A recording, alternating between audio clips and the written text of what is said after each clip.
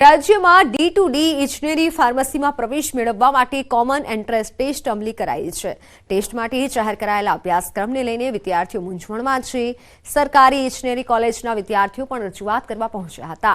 Entrance ટેસ્ટમાં physics, chemistry, mathematics, English તેમજ 4 જેટલા વિષય છે, જેની 50-50 માર્કની પરીક્ષા લેવાશે। ત્યારે વિદ્યાર્થીઓનું કહેવું છે કે ડિપ્લોમાના અભ્યાસ સમયે જે વિષય ભણાવવામાં જ નથી આવ્યા તેની પરીક્ષા કઈ રીતે આપવી। વિદ્યાર્થીઓની માંગ છે કે ડિપ્લોમામાં જે બ્રાન્ચ કર્યું હોય તે જ બ્રાન્ચમાં ડિગ્રીમાં પણ પ્રવેશ આપવામાં આવે। એન્ટ્રન્સ એક્ઝામ રાખો, પણ અમારા જે આઈટી રિલેટેડ જે સબ્જેક્ટ્સ છે, જેમ કે પાયથન, જાવા છે, વેબ ડેવલપમેન્ટ છે, એ તમે સબ્જેક્ટ્સની એન્ટ્રન્સ એક્ઝામ રાખો, એમાં અમને પ્રોબ્લેમ નથી।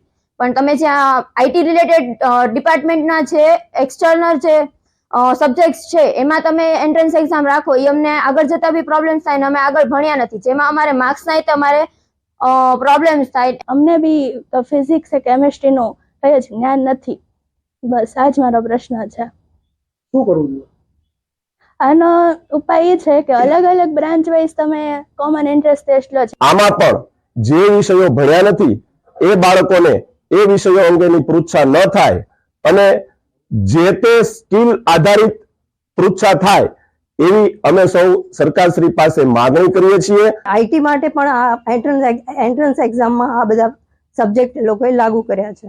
મારો પ્રશ્ન આ છે, જેનું બધાએ મનન કરવું જોઈએ, વિચારવું જોઈએ અને એનો સહી ઉકેલ લાવવો જોઈએ। જે બાળક આઈટીમાં અથવા મિકેનિકલમાં એડમિશન લેવા માંગે છે તો આઈટીમાં આઈટીના જ વિષયનો પેપર હોવો જોઈએ અને મિકેનિકલમાં જેને એડમિશન લેવું છે એને મિકેનિકલના જ પ્રશ્નોના જવાબ આપવાના હોય, કારણ કે આ જ વસ્તુ ડિગ્રીમાંથી માસ્ટર્સમાં ગેટની એક્ઝામ છે એમાં પણ એવું જ છે।